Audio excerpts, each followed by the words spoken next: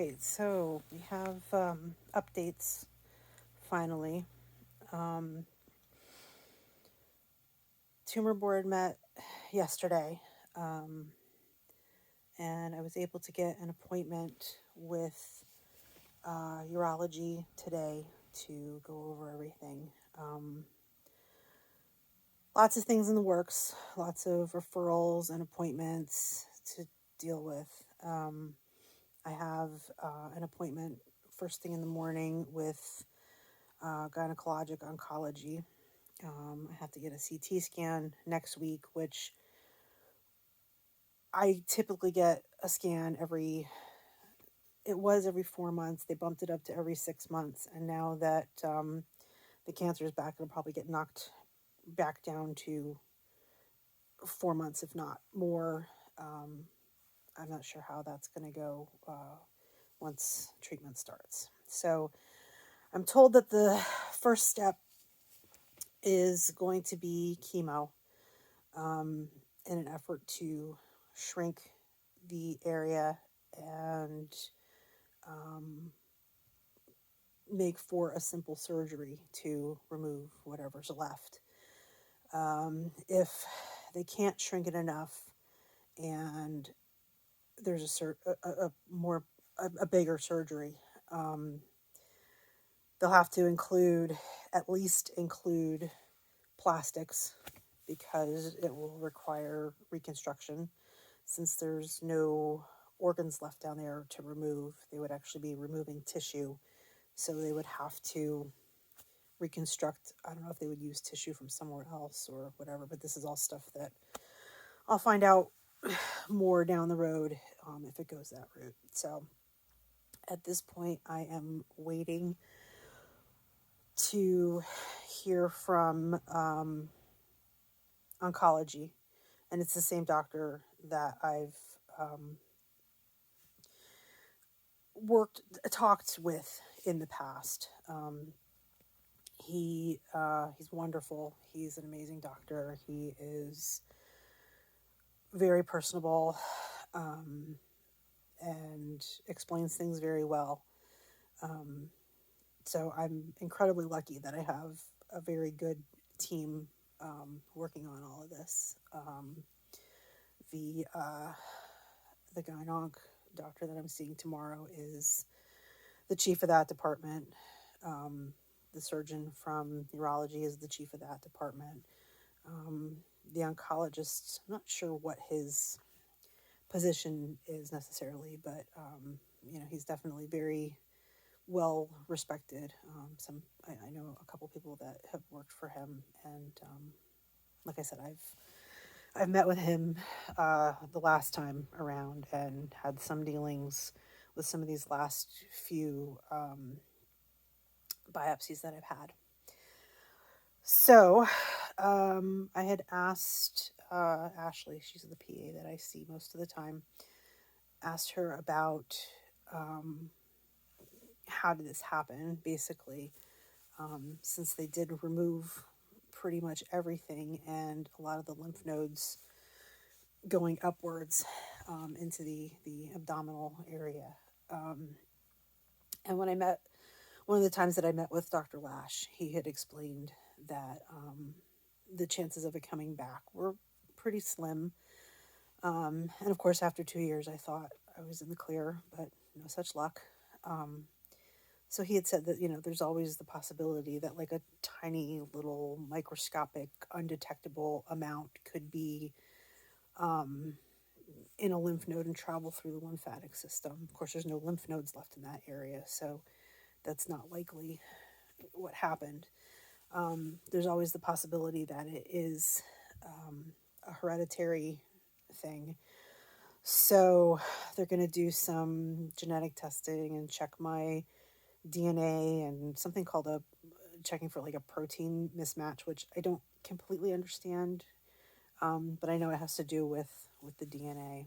Um, so they're going to check that, and I guess that will also determine, how they'll monitor it going forward, and it may affect the treatment as well. I'm not 100% sure. So that's where we're at there. Um, so it's still some waiting, still some wondering. I don't know what kind of chemo they're doing. I don't know if there's going to be awful side effects. Am I going to go bald? Am I going to be sick all the time? I have no idea. I guess there's also the possibility of some radiation treatment. Again, it's going to be kind of up to what oncology says to determine that. And they're also, I think they were doing something. Oh, it was the DNA testing. They're taking the tissue that was biopsied this past month, and or actually no, it was biopsied in February, and that's what they're doing the genetic testing on. So, again, wait and see. Today was a pretty shitty day. It started out not so bad, but it ended up getting pretty shitty. I went back to work last Saturday, and I was originally scheduled to work 4 shifts in a row. I'm still working the same schedule that I was working when I was going to school, and it's just one of these things that I didn't even really think about changing because it's the last thing on my mind at the moment. So I've just been working the schedule that I've had, which was basically Saturday, Sunday, and Tuesday to leave the days that I needed for class open to me. And I had told them, if they had to put me on for a 4th day, to do it on a Monday. And I'm not sure why I picked that day. I don't even know. I think it just seemed to be the easiest. I don't remember if I had class on Monday or not. My mind is just so scattered at this point. I don't know my left from my right anymore. So anyway, before I went back to work, I had emailed my boss and asked her about switching the Monday that I was scheduled and having me work Thursday instead. And I'd completely forgotten about it. Completely forgotten. I've been working the same schedule for months now, and I knew that working 4 days in a row was just going to be too much to go right back into. So, she had no problem switching me to Thursday. We were going to be short anyway, so it was good to have me on tonight. So I completely forgot that I was supposed to work tonight, and I get a call from the hospital at about 7 o'clock asking if I'm coming to work. So I was a little confused at first because, like I said, I don't usually work on a Thursday, and so I called them back. It was a voicemail, so I called them back and I said, "Yeah, I'm coming in. I'm an hour away, so it'll be a while till I get there." I quick ran upstairs and got changed and grabbed my stuff, and out the door I went. And on my way in, I get a phone call from the house supervisor telling me that I was going to be on a different unit, which isn't necessarily unusual. We float all the time. But then she proceeded to say that we were going down to 1 tech per unit at 11 o'clock. So to start off, I was pissed off because it just keeps happening and happening and happening. And I got to work. I went to the unit that I was supposed to be on, and I was looking for the UL unit leader, for those who aren't privy to the lingo. So I was looking for her to get find out where I was going to be, what I was going to be doing, and get a float badge so that I could get in and out of the break room, supply room. Being a tech on the floor, you are in and out of the supply room a lot. And our regular badges don't work to get in and out of those rooms. We have to get a badge that's set up for that unit. So I'm told that they don't have any tech float badges. They only have badges for RNs. So I made a shitty comment about, how once again the techs are not given consideration or, forgotten about or whatever. I forget exactly what I said, but, I was pissed off again. And I said, can somebody at least let me in the break room so I can put my stuff down? So I went in, put my stuff down. I started to switch out my mask, put my surgical mask on, and get my pens and everything out of my bag, and get all my stuff together. And I just had a complete meltdown, total complete meltdown, hyperventilating, crying. I just could not get it together. I was splashing cold water on my face. I was doing deep breathing. I was, doing like self talk to try to calm myself down. And it just wasn't working. So I got myself as together as I could. I went out on the floor, and they gave me an RN float badge. At that point, what was I doing? Oh, I didn't have my eye shields, goggles, whatever you want to call them, because they were up on my unit, and I went directly to the other unit. So I was looking around in the supply room to see if they had any of the masks with the shields on them. And of course, I'm not familiar with the setup of their supply room, and I didn't see anything. And as I'm standing in the supply room, I can feel myself getting worked up again, and starting to hyperventilate again, and crying. And I was like, screw it, I can't do this. I cannot be the only person on the floor again tonight. So I went out to the nurse's station, and I called the house supervisor, which it's somebody who doesn't, I don't know, she doesn't know me as well as some of the other supervisors. And she was kind of short with me, and I was just saying to her, I'm like, I cannot do this again tonight. I cannot do it. I need to go home. I can't handle it tonight. And she doesn't know the other shit that's going on with me, where the other supervisors do. And she got a little short with me, and she was like, well, if you have to go, you have to go.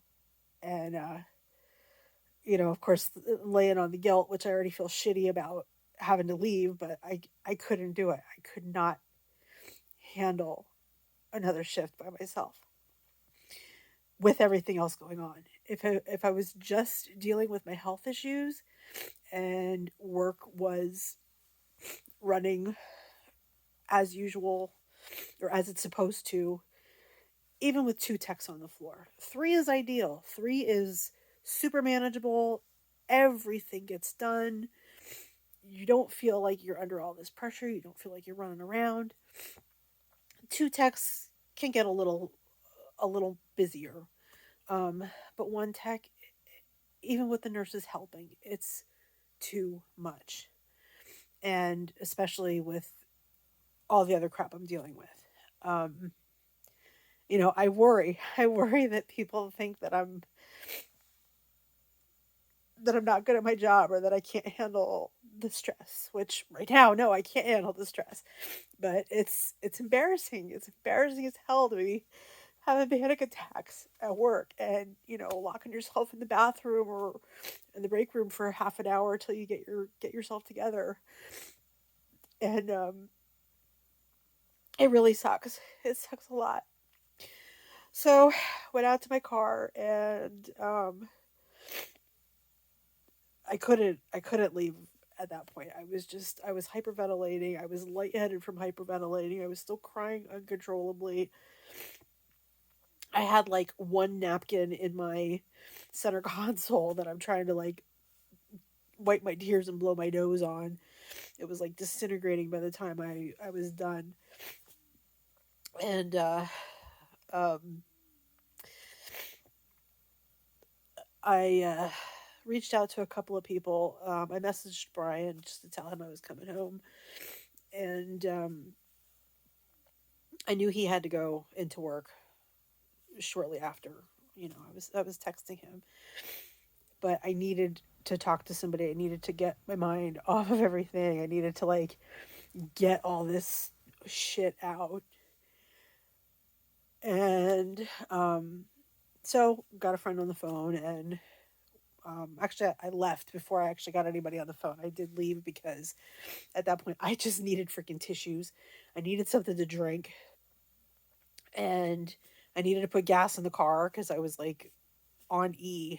And I did have the car running because I was hoping to leave. And then when I saw that I was like that low on gas, I was like, well, shit, I better turn the car off. But then again, and my bag was extremely full, so I had to empty it. And I was not stepping foot back in that hospital at that point.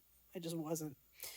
So I drove up to Wawa, ran in, used the bathroom, got a bottle of water, and also grabbed some ice cream and cookies, which I haven't eaten much in the way of junk food for the last month or so, and I haven't lost a damn pound.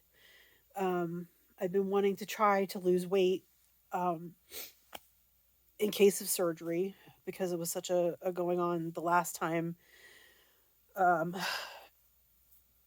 and caused so many issues. Um, so I was hoping to at least lose some of this prior to, if it was going to be surgery. And yeah, I haven't lost a damn thing. So I was like, screw it. And I got myself a pint of chocolate peanut butter ice cream and a box of Edam's chocolate chip cookies. So I ate a couple cookies on the ride home, um, and ate the ice cream pretty much as soon as I walked in the door. And yeah, I think I lost track of what I was saying. So anyway, I was talking to a friend who um, helped me, let me vent, um, and you know, kind of put it in a perspective of me that like I do have a right to be upset and frustrated, and I know everybody is. I know everybody's frustrated at this point. It's not just me. Um, so I try to remind myself of that, but then not everybody is dealing with that shit and dealing with cancer on top of it. So it is a little bit much. Um, yeah. So I got home, and I've managed to, for the most part, calm down. And the ice cream, even though it was reverting to my uh, emotional eating, it was wonderful. I really needed it. And I need to get out of that habit of needing food when I feel like this. And I was doing okay for a while. Like I said, the last month I've been, eating salads and celery as a snack, and you know, everything I can do to try to lose some of this, but I haven't lost any of it yet, which really sucks. It's really disheartening. Um, yeah. So I have an appointment tomorrow morning with gynecologic oncology. They're going to be involved pretty much just if it ends up being surgery. I think. I don't know that they'll have much input. They might have input into the chemo treatment. I don't know. But oh god, this is going to be another freaking 20-minute video. Sorry, I ramble and I forget what I'm saying and then I go on for 20 minutes. But um I'm just doing a video. I'm not reaching out to anybody individually.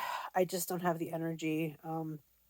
My aunt texted me earlier asking if I'd heard anything yet. So I did talk to her on the phone just because I don't have the energy to type everything. I just don't have it in me. Um, I'm just exhausted mentally, physically. I'm just so fried.